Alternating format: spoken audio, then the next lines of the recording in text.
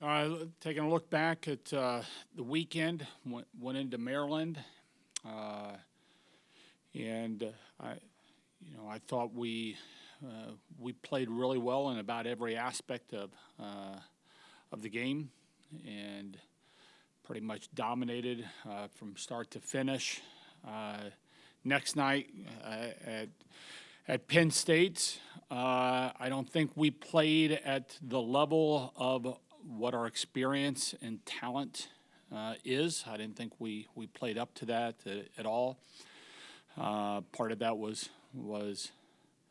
Penn State and how well they executed and played, and then looking forward to this weekend. Two more challenging road matches against really good Indiana and Purdue.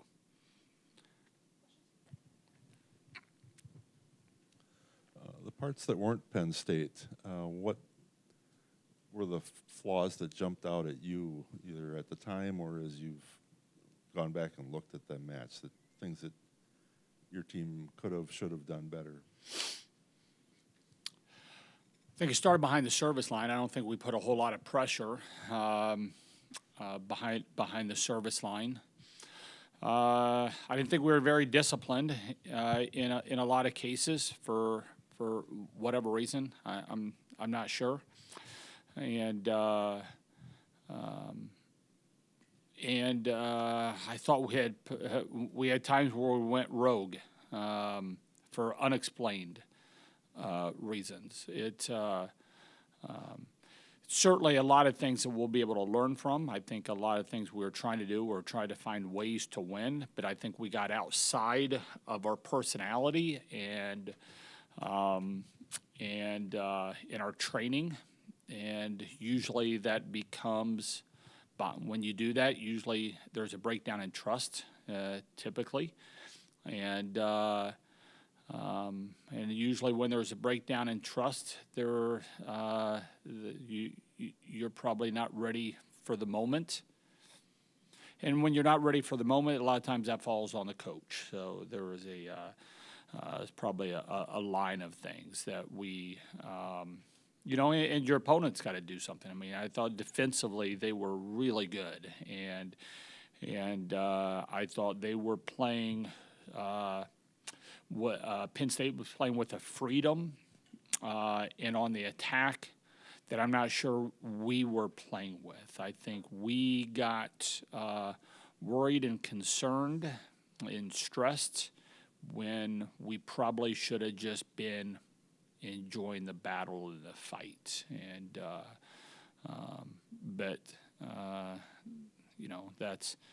that's from me that was 10 feet away. Rather than out there on the court and going. So, for a team that hardly ever loses, is there any consolation prize in losing a game to try to kind of maybe get you a little sharper, try to maybe get you out of the lull of just going through win after win? Is there any of that? I get there's a different energy that happens when you don't play well or up to your standards that I feel. It's all right, let's figure out why and let's attack that. And that process for me is a lot of fun. I enjoy that. Do I enjoy losing? Hell no. It's but I enjoy, all right, let's figure out what this is, what happened, and let's get on the attack so this doesn't happen again. Not losing, but just playing. Was there a breakdown? And let's lock in the gym and get to work. And that's very, very energizing. Now, different teams that I've had grab onto that differently. And so one thing that I'll be looking forward to is how do we respond? Because you do have a choice of how you respond to that. And, knowing these players, I think they'll be pretty energized to get back into the film room and start breaking that down and in the practice gym. I mean, I'd be shocked if that's not the case here. but there's such an opportunity of learning, and I think elite athletes, when things are exposed and you approach it in a learning way, that fires them up, and we'll get to see that, hopefully. I guess a couple Anna questions. Never heard. I guess I want to make sure get the official word. Like, was she ill? Was she injured? And another part of that is, like, are you hopeful she'll be back this week, or do you even have an idea? I don't have an idea. Hopefully she is. We're a better team with her, but we'll see.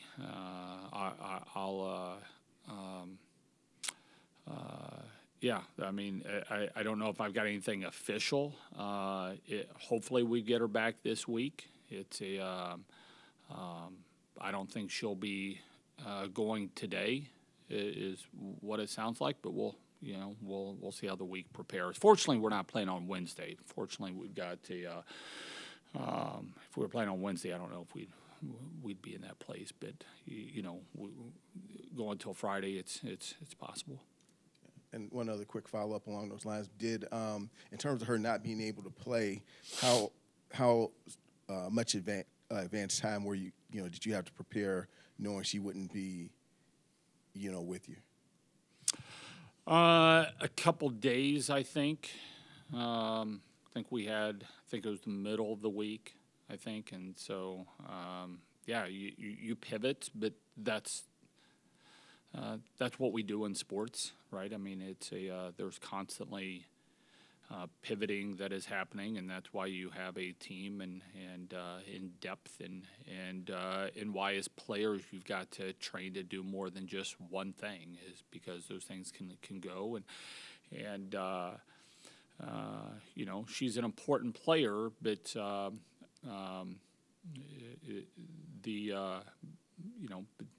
it's still your job to find a way when adjustments happen, because they do. I don't know if I've had a season where it's been clean. I mean, there's usually some changing, and again, I said we played really, really well at Maryland the night before. That was with the same lineup that we went with Saturday. One night we were able to play at a really, really high level. I mean, we had one hitting error at Maryland. I don't think I've ever seen that. I don't know if I've ever gone through a match warm-up where there's nobody on the other side of the net where we've only had one hitting error. I mean, that's as clean as you can get. But the competition was stiffer on the second night, and we weren't able to match that. And the environment was different on the second night, but we weren't able to match that standard from night one to night two. Just kind of going off that environment piece, could you explain how your team has handled environments and adversity, just playing in these intense gyms and handling opposing crowds? I would say it probably just like about anybody is that it's been at times really well, and at times that the other team has gotten a wave of emotion and the crowd behind them they've played well. And so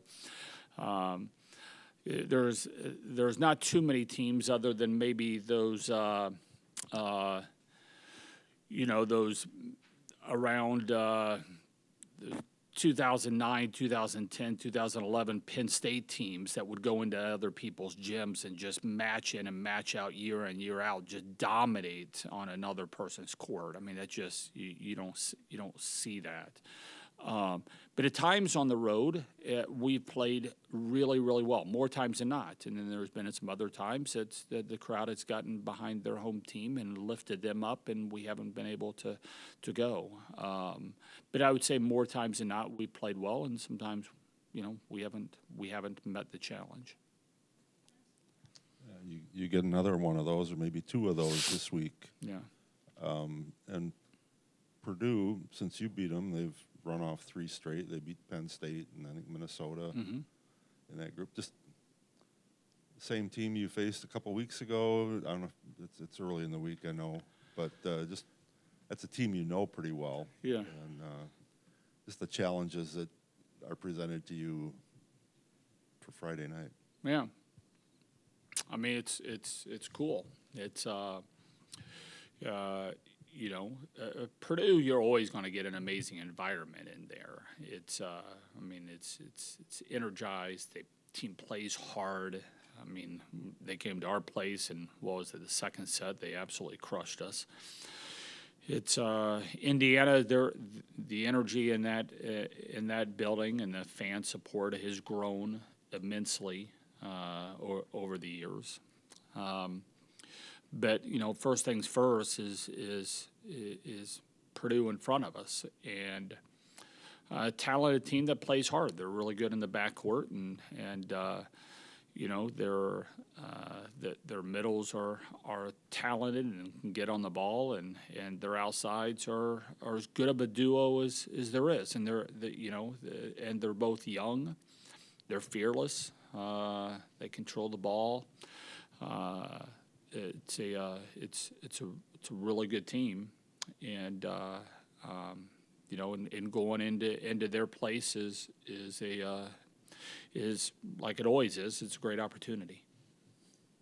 Kelly, I'm curious for you as a coach. I mean, you've talked about how much you like attacking days after losses because it's just another challenge. For you as a coach, when you come out, Saturday night or like after a loss, you go into the locker room, you've been on the court, so you haven't seen the film.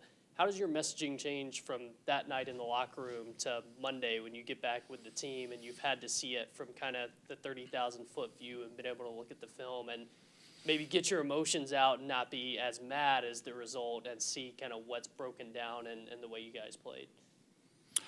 Well, I try not to lose my mind in a locker room afterwards and have your players lose their mind afterwards. It's typically you just spend an hour warming up and you spend 2.5 hours, whatever it is, playing a match that and your blood's pumping. That's typically not a time where a lot of productivity is going to be happening. And so I think hopefully as I've gotten a little bit older that I've learned to just let's not say a lot. And so the message at the time is if you allow it, this can be something that we can grow and learn from, and that's what we have to control. Typically afterwards, it's information gathering. It's let's go and look at let's break down as much of the stats. Let's go and watch film. Let's talk to some of the my coaching staff and let's talk to let's discuss with the players and let's put a plan together moving forward. It's I don't you need your team and your players to playing poorly has to be unacceptable. And losing kind of does. You need to have that mentality that it's not okay. We try to have all of our teams approaching that, and if you approach it that way, then you're not a victim to it. You have some type of ownership to it, and that's what we want our players to be. And if you don't feel like you're a victim, if you've got some type of ownership, then there's excitement on the back end of it of let's go and fix. And so we're always trying to get our team into that mindset and mode, and that is energizing. When you leave a match and you're just like, oh, we can't do. That's a horrible place. You never want to be in that. And so it's not okay to not be on top of your game, win or lose. And there's a wonderful pressure that elite athletes love to be in that space. And so there wasn't a whole lot of talking afterwards. It was, let's take a deep breath, let's shower, let's get out of here, let's respond appropriately, and let's dig into some stuff, and then let's meet on Monday, which is today, and we'll get in there, we'll watch a little bit of film, we'll chat a little bit, we'll identify some things we've got to get better at, and then we'll get in the gym tomorrow and and start working on those things. And so it's a process that is fun, whether you win or whether you lose. If you approach it that way, it's it's losing stinks, but it feels pretty cool when you go and you start identifying things that you got to get better at. Kelly, with the loss at Penn State, you're heading into Purdue. You've already been on the road at Nebraska. What makes the Big Ten road environments so tricky, as well as having a tough home venue as well? It matters to people more than just the coaches and the teams. It matters to the administrators. It matters to the fans. It matters to the media. It is supported at a level at those schools that it is. You don't want to miss this night because special things are happening. And when you have the support of a community, you have the support of coverage, you have the support of administrators behind a sport, then you get the environments that we get. It's important to every coach in the country. It's important to every player in the country, and not just in volleyball, in every sport. The question is it important to other people? Do they put the resources behind it and the energy in the machine and all those things, and do people respond? But in most of the schools in the Big Ten, you've got a lot of people that are really trying to find ways to put a better product out there and to show the entertainment value of it. That it's the conference sets the standard as far as that goes in the television broadcast. But the environments are, to go in the difference, you think about Nebraska, Penn State on Saturday, Maryland on Friday, and us going into Purdue on this coming week. Those could not be four more different environments at all. They are so different. But each of those places are jam-packed and really, really loud, and at times you can literally feel a fan breathing on the back of your neck as you're back here trying to serve. That's or rattling some type of keychain or something like that, right, inches away from you. Those are some tough environments that you got to deal with, but that's the beauty of the Big Ten.